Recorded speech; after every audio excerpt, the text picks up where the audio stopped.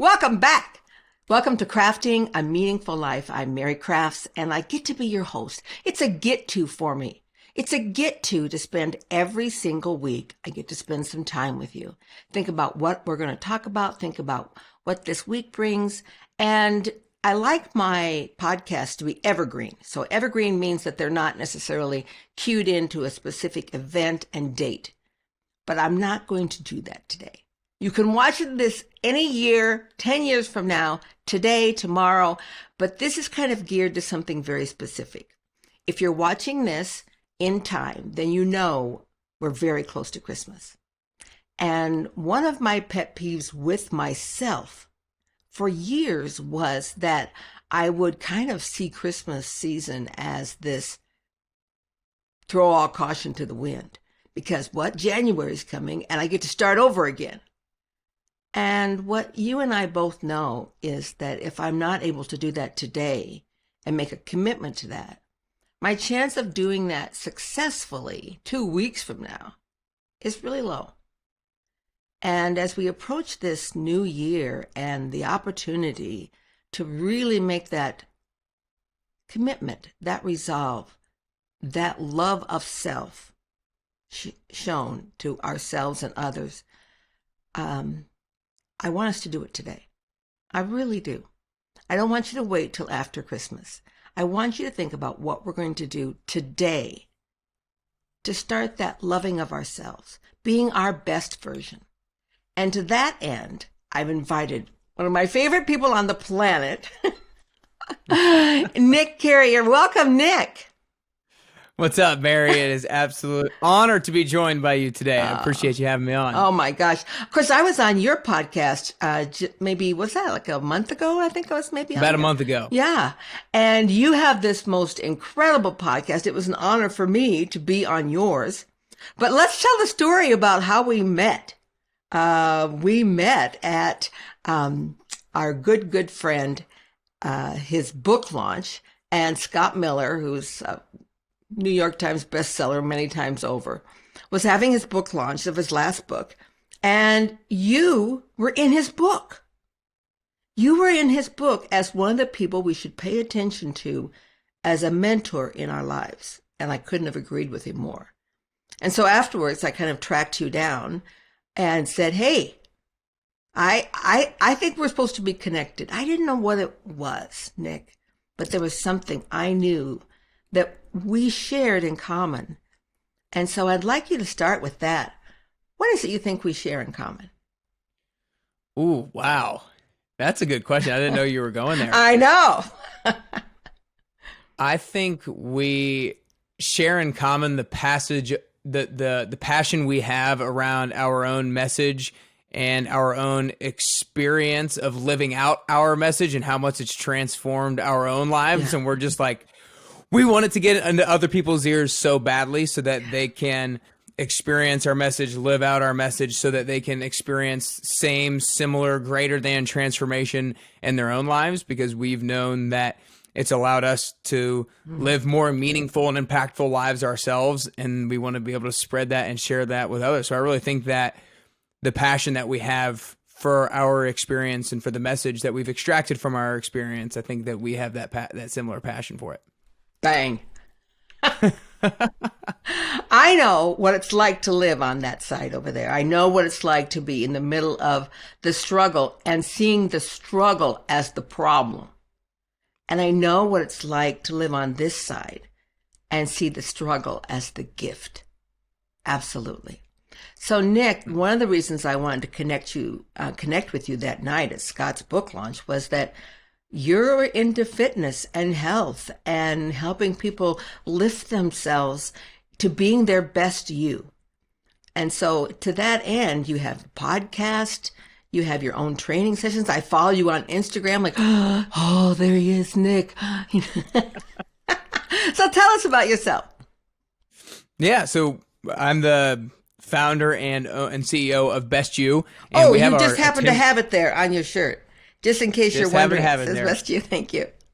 Yeah, yeah. And we've been around for about 5 years now, about 5.5 years now. And our main flagship service is the 10-week transformation. But we essentially exist to help individuals who are hungry for growth, people who are either in a spot in their life where maybe they're pretty good and they're just looking to level up, or maybe somebody's kind of just frustrated with where they are with their body or their lack of confidence or a lack of motivation, and they're looking to fix that and solve that problem. And so we look to help those individuals who are hungry for growth get closer to the best version of themselves so that they can live more meaningful and impactful lives. And meaningful and impactful meaning that I really believe that we experience meaning in our lives when we're stretching ourselves right at the edge of our capability. Yeah. Not when we're taking it too easy on ourselves, and not when we're just going way too far off the deep end, but when we're right there on the threshold, on the edge of our current capability, and we can feel that, and that's where an internal sense of meaning lies. And so I want to try to encourage people to try to push that threshold for themselves.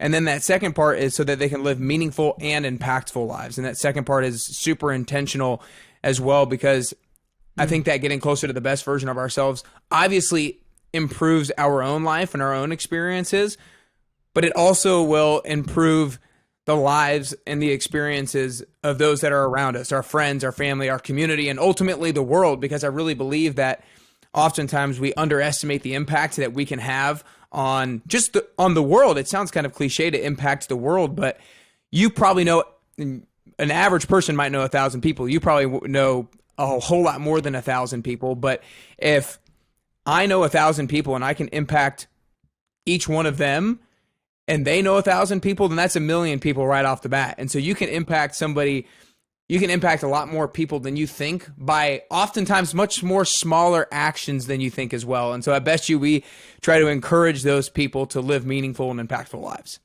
Absolutely. It's that ripple effect that when you drop a stone in, you may be aware of a few people that hear you and understand you, but then who they share and they share and they share. Yeah. And that impact, we don't oftentimes know. I was recently in Park City, which is kind of the swanky town in Salt Lake area. And I ran into someone, and I hadn't seen them for 15 years. And they happened to be at a speech that I gave at a university. And they said, "My life has never been the same." And wow. I'm like, "What? Excuse me?" And then they went on. What university? To, what was this? Yeah. And I actually remember this. And I actually remember meeting them. And they were a man stuck in a woman's body. And you've encountered that before. And he said, "I didn't have the courage to stand up until I listened to you. And I finally realized I can make this happen. I can have the courage to be out and open. I don't have to be hiding my whole life." And when I thought about the impact of this person and what that was, it's a very humbling thing. And I know that you, Nick, in your life has seen those kind of transformations. And the kind of transformations that you create are the kind that are so visible, because you actually see a physical outward transformation. It's not just on the inside. That must be like completely and totally rewarding when you see someone move from point A to point B to point C and watch that and the self-confidence that comes with that. Oh, it's the reason why I do it. It's the reason why I do it. When you can see somebody, and it's not just the transformation, it's the work that you get to see that takes place behind the scenes of the transformation that makes you that much more proud of the individual. Like I'm thinking about it, a number of different people, but one woman in particular right now, she's been working with me over the last 35 weeks. And, wow. Weight wise, she's probably lost 25, 30 pounds, but more than anything, she just moves around so much more confidently. She talks to other people about what she's doing from a health and fitness and nutrition standpoint. And her husband's a little bit overweight, and she's kind of inspiring him, and he's wanting to get a personal trainer. And she's got 2 little kids, 1 girl, 1 boy, and they talk about what they're eating at dinner and everything like that. And it's just so cool to see how she's completely embodied her own transformation, and she's impacting other people, and she's sharing it through other people, and the confidence that she has now so outwardly is so apparent, and it's definitely a rewarding feeling to be able to see. Well, I didn't know you then, but I actually had someone just like you impact my life just like that. You know, as you know, at age 50, I was 284 pounds and couldn't walk 15 minutes on a treadmill. And so I really dug myself into what I wanted to create, did a lot of that from age 50 to age 56, lost so much of that, lost half of that weight at that point, and was feeling pretty good about my physical transformation, even though I was still 200 pounds. And I happened to run into someone much like yourself. And believe it or not, Nick, when you said that you were 27, that's why this rang a bell in me. He was 27. And I thought he was pretty cocky. And he was like, well, you should come in and we could do some body testing and things and see what things you need next. And I was like, he has no idea how strong I am or how good I am. So he said, I'll tell you what, Mary, we were at a conference and he said, just come down to this kind of private area. He said, I'm going to bring my stretchy bands. And he goes, we're just going to do a little bit of things and just see kind of what might work for you. And I said, okay, fine, I got this. And so we went down there. He gave me a stretchy band and he asked me to put it around my knees. He goes, I just want you to walk sideways across the room and then back. I was like, that looks pretty easy. Having never done that before, I said that. So I put that on my knees and I got about halfway to the wall and I could not do it any longer. And he goes, so with the exercises that you're doing, Mary, you're training great forward motion, but you're not doing anything to train lateral motion or vertical motion. And I was just like, oh, let me give me that band again. I must have had it in the wrong spot on my knees. Yeah. And I tried it again the other direction and I couldn't do only half of the room. And so he really took me in and worked with me for 18 months. I worked with him for a year and a half to get me working on full body and what that is to concentrate on the entire wholeness of myself and not just, one aspect of health. We talked a lot about nutrition. And it transformed my life, Nick. I'm no longer with him, but he got a credit in my book because of that.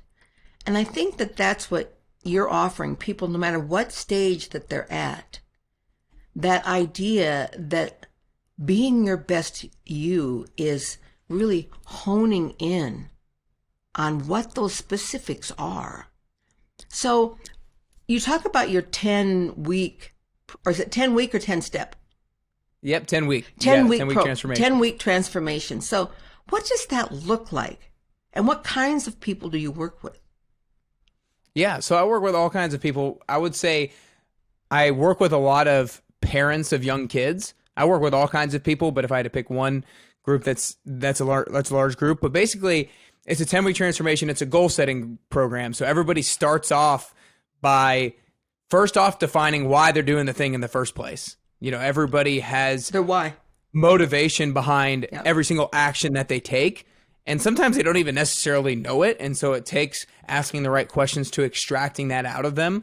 And so there's three different things that I really believe are important in the essence of your why. And that is, what do you want to work towards, or who do you want to become?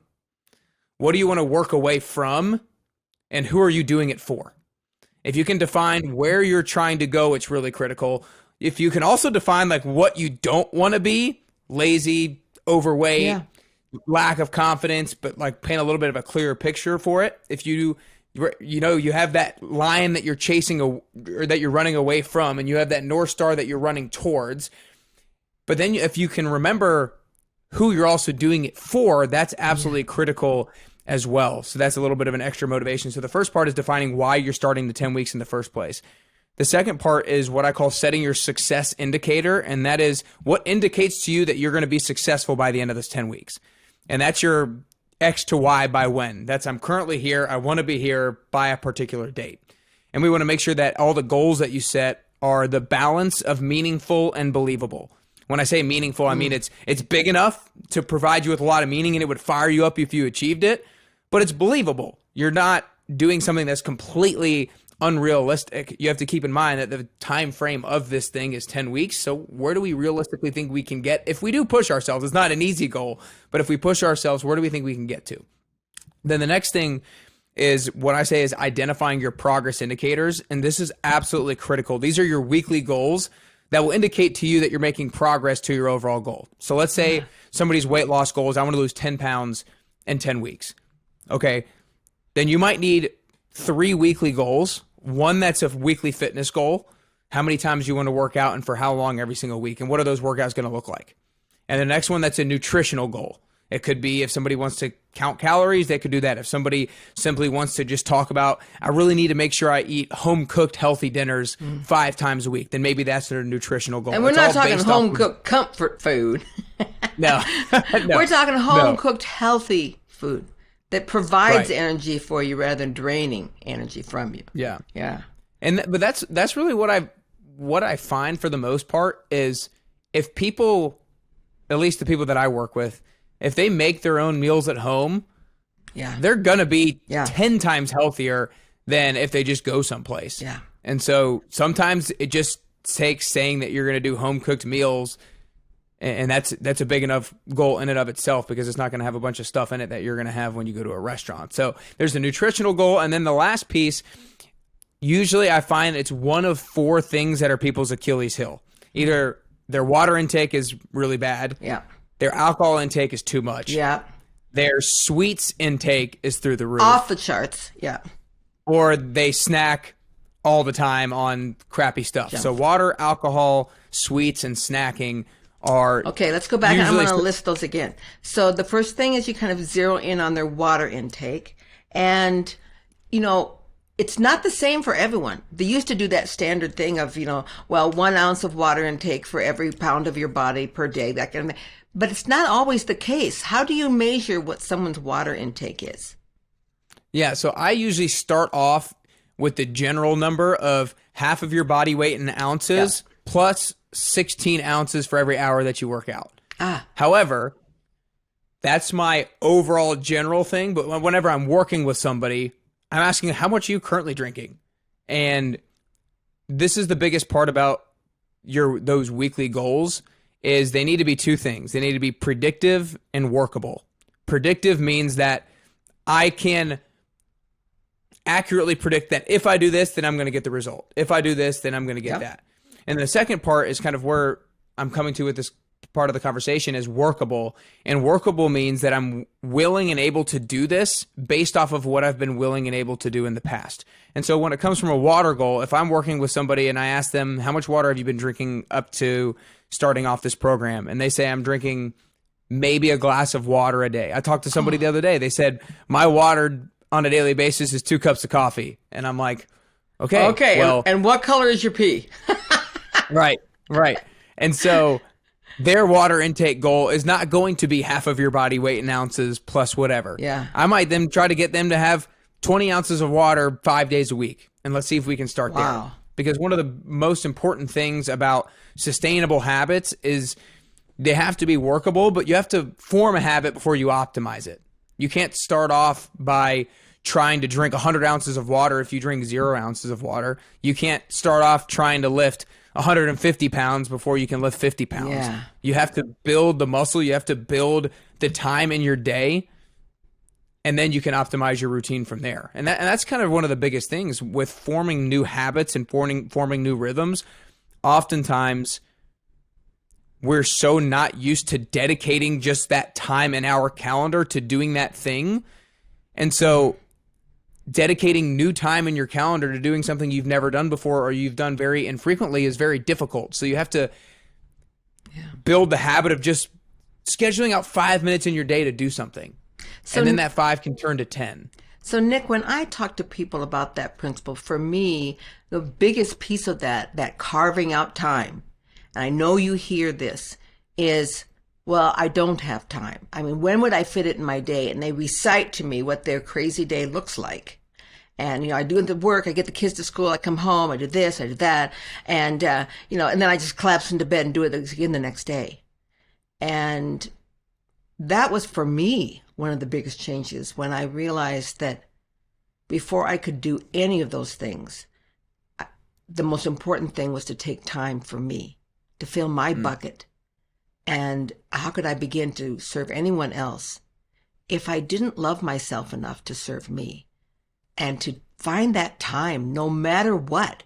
When I started out this program, I went to the gym at 11 o'clock at night because I couldn't find any other time in the day that I felt like I wasn't taking away from somebody else. But I started. And I think that's the key, is to care for yourself enough to just start, even though it might be a crazy time or even though it might be a small amount of time, but to start and to take time for you. Mm-hmm. Do you find that in the people you work with, that people have a hard time taking time for themselves? Oh, no doubt. No doubt. There's a few different things I will say on this. First off, just from a principle standpoint, it's not a matter of having the time. It's just a matter of prioritizing. Yep. It's not a matter of time. It's a matter of priority. And so, to be bluntly honest with everybody, there's always somebody out there who is busier than you doing the thing that you say you don't have time to do. There's just this.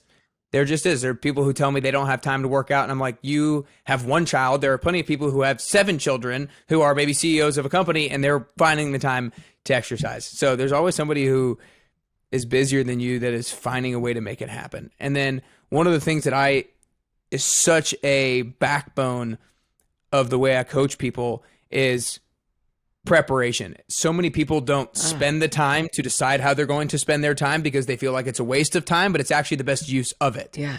And so if you can sit down at the beginning of every single week and just look at your calendar and set aside, like you said, it doesn't have to be an hour to work out. It doesn't have to be 45 minutes. It doesn't have to be 30 minutes. It can be 10 minutes. It can be a walk. It doesn't have to be weights. It could be whatever.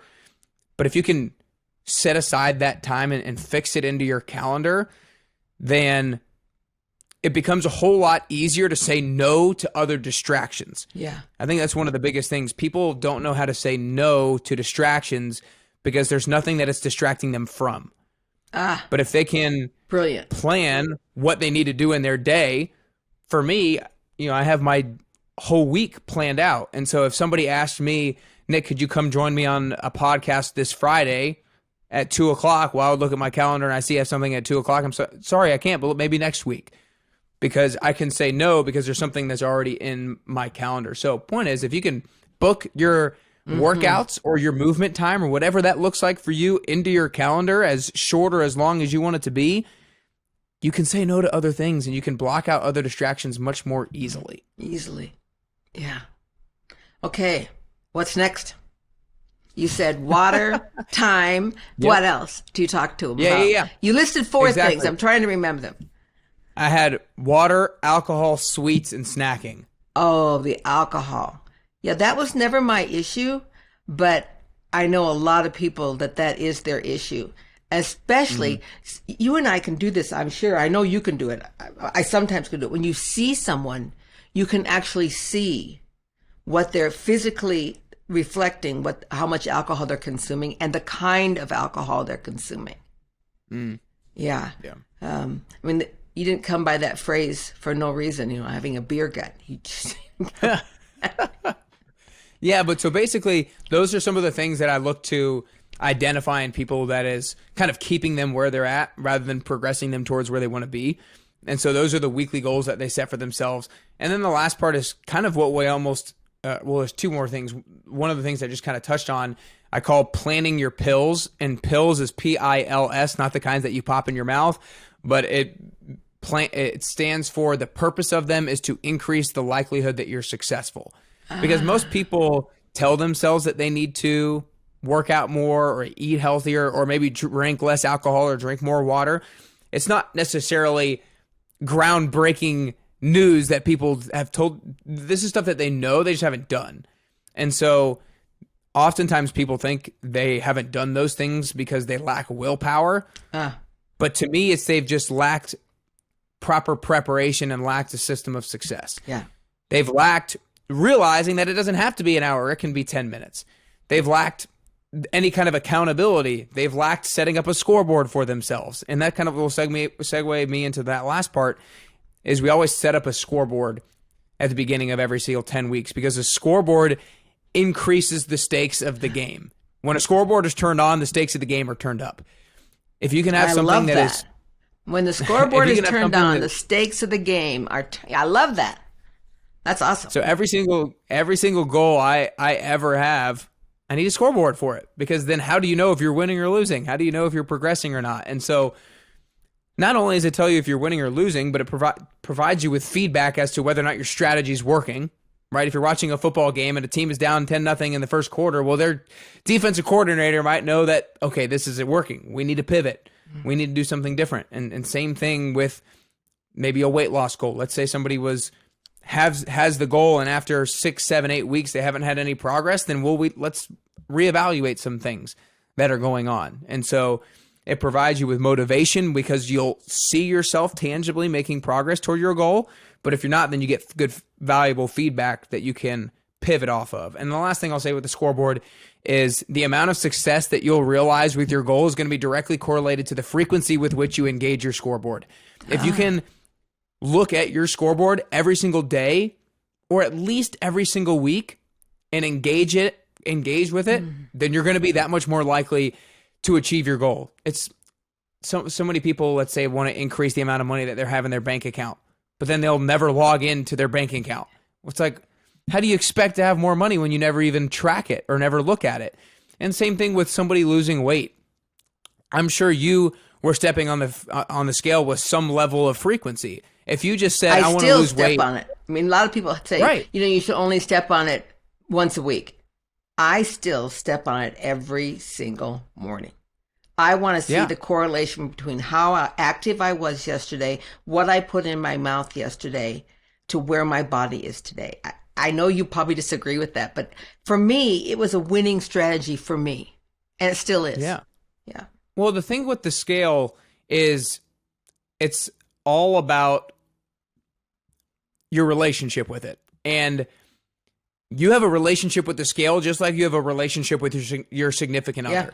And if you avoid it, just like if you avoid the problems with your significant other, it's just going to get worse.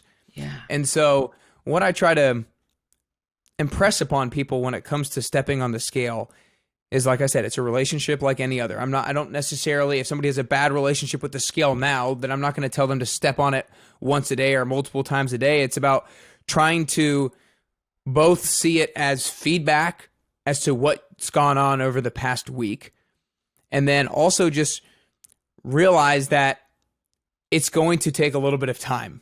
Yeah. Oftentimes, actions and results are not always closely related in time and space.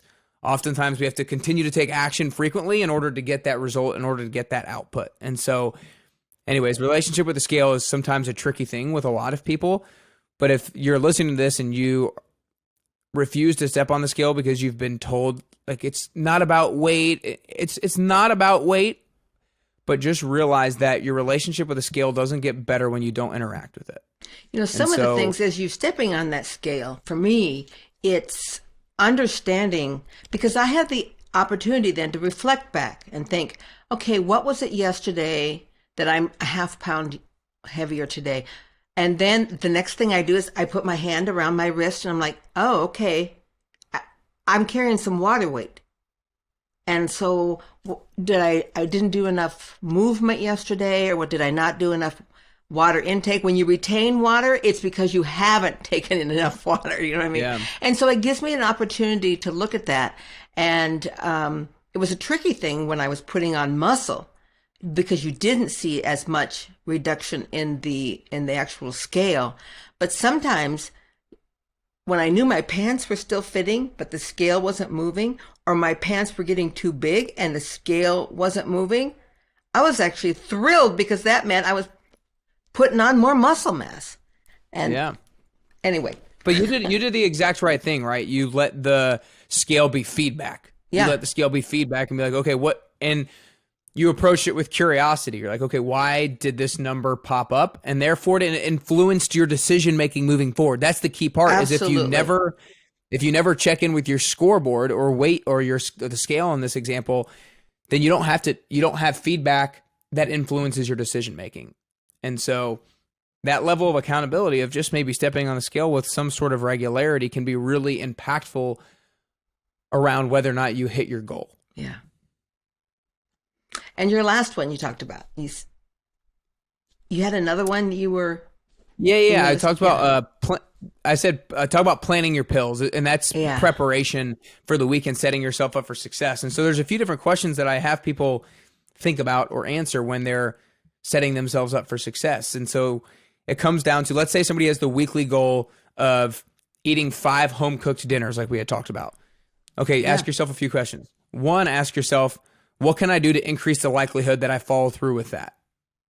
Okay, well, I need to go to the grocery store. Well, I need to figure out what I'm actually going to be eating. And so planning out when you're going to the grocery store and writing out maybe what it is that you're going to be cooking. A couple things right there. Ask yourself another question. If you were to get to the end of the week and you didn't have 5 home-cooked meals, what would the reason be? Or what would your excuse be? And a lot of people might identify that, well, I was working late and I just wanted to get home and I was tired and I didn't want to cook, so I ordered DoorDash. Okay, well, what can we do to set ourselves up for success? Maybe we know we're going to have to be at work a little bit later on Wednesday. So on Tuesday, maybe I cook a little bit extra to have some leftovers for Wednesday night. So, and then the last thing is, if I were to what can I do to make eating those 5 home-cooked meals more fun? And then try to identify some things that might be creative. Oh, I'm going to look up a new recipe that I've never made before, but I really want to try out. And that might make it more fun. So there are so many different things that we can do to execute and follow through at a higher level if we're just a little bit more intentional. So I'll run through those real quick. Let's say whatever your weekly goals are, ask yourself, what can I do to increase the likelihood that I follow through? Another one, ask yourself, if I get to the end of the week and I didn't hit my goal, what would my excuse be? And then how can I make sure that I don't use that excuse? And then how can I make hitting this goal more fun? Yeah. I love all of that. Nick, I'm just so impressed with how much knowledge you have, a real life experience, as well as the actual nuts and bolts of how to do this. And your personality, your excitement for life and for helping people with this. I can imagine working with you must be like working with a rock star. I mean, you're just amazing. Well, I appreciate it. It's fun. It's fun. I really love doing it. So, when I was little, and my mom would put me on diets and those kinds of things, because I've had this problem. I had that problem since I was about 4. So it wasn't something that just came to me. It became a bigger problem later in my life, in my midlife. But even at the beginning, and I can remember when I, of course, I never stuck to it. And my mom would say to me, "You just have no willpower, Mary." And that stuck with me. That stuck with me in my head. Mary doesn't have willpower. And that was a tape I told myself over and over every time that I went or tried to, stick to a diet. That tape would come up. You don't have any willpower, Mary. You're not going to be able to do this. And so finally, at age 50, when I began to shift out of that, I began to realize willpower has nothing to do with this. I mean, look at me, Nick. Am I someone that couldn't set a goal and stick to it? Of course I can. I built this incredible business because I could set goals and stick to it. Willpower didn't have anything to do with my ability to follow through with my goals. You have just outlined what's critical to step beyond those limiting beliefs that people have had about themselves. They have to create a strategy. They have to understand their why and their how. They have to set measurable goals. They have to find that scoreboard for themselves. And when you set those little things in a whole plan, suddenly you realize that it's not about willpower. It's about following through with your strategy. Yeah. I'm so glad that you said that, because that is what I wish to communicate to everybody is I think oftentimes people or we are down on ourselves because we think we lack willpower. Therefore, we're doomed to not getting the results that we want to get. But I'll give you this little metaphorical gap. I always think that there's this gap between telling yourself to actually do something and actually doing it. Yeah. And sometimes that gap can be completely closed by willpower, because there are times when you're just really motivated and you have a lot of willpower. No matter what comes in your way, you're going to do it. Like when everybody listening, like climbing a mountain, you're going to get to that summit no matter what. You just grit down and get there. Yeah. Everybody has experienced that to a certain degree at some point in their lives. But also, everybody on here knows that that's something that you can't rely on with any level of frequency and with any level of consistency. Yeah. And so when there is a lack of willpower, that's when all this other, what I call system of success, takes over. That's when it's like, okay, we need to make sure our goals are workable. They're not too big. We need to make sure we have a scoreboard. We need to make sure we remember our why. We need to make sure we remember who the heck we're doing this for in the first place. We need to make sure we have all of this stuff at our back so that when willpower is low and motivation is low and we're tired and it's been a long day at work and we're stressed out and we had a flat tire, it's like, know what? I have this why on my scoreboard, on my door in my bedroom. I am not letting that person down. I know I'm tired, but I'm not letting that person down. And every single person who is listening to this has the ability to make that happen if they just kind of set themselves up for success by having this strategy and putting these things in place, and they could do it. Yeah. Setting themselves up for success. So Nick, if people wanted to work with you and even just start some initial, well, what's this really about? And why does Mary recommend this? How do we find you? How do we learn more about you?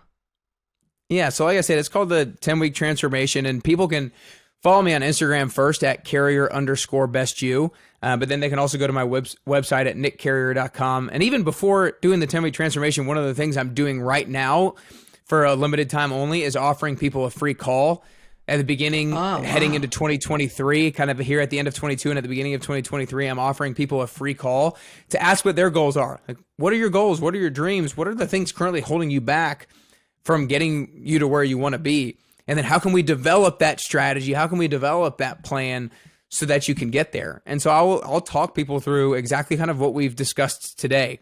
Where do you want to be and why? And then what are those things holding you back? What should your weekly fitness goal be? What should your weekly nutritional goal be? Is it water, alcohol, sweets, snacking? What's holding you back? And how can we create a plan to make sure that it doesn't hold you back any longer? And so if you want to join that a free call with me, then you just go to nickcarrier.com/free call, and I'll hop on a phone call with you for 15 to 30 minutes and we will hash it out. And I would love to discuss that with you. Again, it's nickcarrier.com/free call, because 2023 has to be your best year yet. Isn't it? Like, and you know, Nick, I'm 69. And so, but when's my best year? When I'm 70. Do you know? There you go. And I love that idea. And the obvious question, well, when should they start this? You know, should they call you in January? You can go on and book that free call as soon as you want. You can hop on right now when you're listening and jump on. But no, you don't have to start wait till January. Oftentimes, we bound ourselves to the limits of time that we've created as a society. I'm going to wait till the next month. I'm going to wait till the next week. I'm going to wait till the next year. It's like your body doesn't know next year, next week, next month. Your body's just continuing to live itself out. And so one of the principles that I really preach and coach in our 10-week transformation is the principle of self-correcting quickly. When you fall off, self-correct as quickly as possible. When you get off those railroad tracks, when you get off your good habits, try to get back on as quickly as possible, because the quicker you can get back on, the easier it is. If you get off track for a long, long time, it's going to be more and more difficult to get back on. And so don't even wait till tomorrow. Wait till the next meal, because so many people, I'll finish with this, so many people will have a bad meal on Wednesday night. They'll go out, they have a bad meal, they have a few drinks, and well, wait till Monday. This week's done. This week's a wash. I fell off the wagon. Yeah. It's like, no, you can actually pick back up tomorrow morning for breakfast. And so the quicker you can self-correct, the better off you're going to be. I think about times, the Christmases in the past, for example, when I would think, well, I'll just eat what I want to and all the sweets in the house and go to these parties without, somebody gives me a box of See's chocolate. No worries, I'm starting in January, And the thing was, I would put on 10 pounds in December. But that was okay because I'm taking it off in January. But then the problem was January came around and I didn't stick to it. I wasn't committed enough. And so then if you do that year after year and you're adding 10 pounds a year, pretty soon you end up in this place that is so hard to come back from. But it is possible. Nick, I think that's the one message that you and I share the same, is that it's never too late. And nothing is impossible. And my life is so much better now, so much richer, because I dealt with this part. It's not the only part, but it's a big part of your overall happiness. When you can be physically active and healthy and move without restriction and do the activities that you want to, you are mentally stimulated and ready to take on the next challenge, whether that be a mental one or emotional or spiritual or social, whatever it is. When your physical body is in the shape it can be, life becomes so much easier. It can be such a catalyst for improving all other areas of your life. Is taking care of your health and fitness. It provides you with more energy. You can't be the best version of yourself if you're not a healthy version of yourself. Just logistically, if you are sick, you're not getting anything done that day. If you're feeling like crap or you can't move, you're not getting anything done in other areas of your life. And so to set yourself up for success in other areas of life, you got to really try to take control of, as much as you can, your health and fitness. All right, Nick. Maybe it's me that needs a session with you. I would love it. Let's go. Another way to stay motivated for this next year and get like right where I want to be. I think even for me at this age, I'm like, well, so what would be my goals this next year? Is it just about maintenance, or is there really something out there for me? Right now I'm about 19% body fat, which is, for someone my age and a woman, that's crazy, is pretty good. But yeah, what would it mean if I chiseled some more? Well, okay, do you really want to do that, Mary? I'm like, yeah. Or what would it mean if I just toned one particular area? Or how would my health be improved if I changed this one thing that I've kind of let slide in my eating? What if I really focused in on my water? All sorts of things that can fine-tune the health and fitness to be our best you. Wow. Yeah. And like for your situation personally, anytime you come up with some of those different things that you think about wanting to improve, you got to continue to ask yourself why. Continue to ask yourself why, because so many people will come into our program and they'll have a lot of ideas of what they want to do, and then I ask them why, and then we end up realizing that they actually shouldn't do what they thought. And a real quick example, at the beginning of the year, so many people set a goal of maybe running a 5K or running a 10K or doing some sort of running race, right? Because it's a very common goal that a lot of people will set, and it's how long it is and how long it might take you. So I'm going to set that as the goal. And then they get to February and they'll tell me, I've kind of fallen off. I just hate running. I'm like, why'd you set a running goal in the first place if you hate running? And so if somebody said they wanted to run, I need to start running more in January. When I'd be like, why? Well, because I want to lose weight. Okay, well, do you enjoy running? Because I don't even know if running is going to be necessarily the best way for you to actually achieve that goal. So you can't let the strategy define the vision. You have to start off with the vision and let that inform the strategy. So if anybody's thinking about different things that they're going to try to do differently at the beginning of the year, ask yourself why before you dive full head of steam into it, because it might not be the right thing. Yeah. For me, my why is I'm always walking toward the best version of me. I'm super happy and pleased and comfortable with where I am today. But if I'm really going to be having my best year in front of me, then I have to plan for it. And planning is the deal. Yeah. Nick, thank you so much for being with me today. You are an amazing individual. I'm so grateful that I know you. I'm so grateful that I follow you on Instagram, that I get to see your motivation every day. Because it's just like, the fear that I talk about. Overcoming fear isn't a one-shot deal. You don't like, okay, I'm never going to be afraid of anything again in my life. I'm faced with it all the time, but now I recognize and say, oh, I know you, my old friend, your fear. Come over here, let me hug you and send you on your way. And that's how it is with any of our goals. We have to realize that no matter where we are, that they can slip back up to us, and it's time to embrace what we know is important to us. Thank you so much to all of you for listening to us today. We went a little long-winded today. I do think this is the longest podcast I have on record, but the reason is because this is so vitally important to me, to Nick, and we see it as something that's also vitally important to you as you craft your meaningful life. Listen to the full podcast today and subscribe on iTunes, Stitcher, Google Play, and more. Crafting a Meaningful Life with Mary Crafts.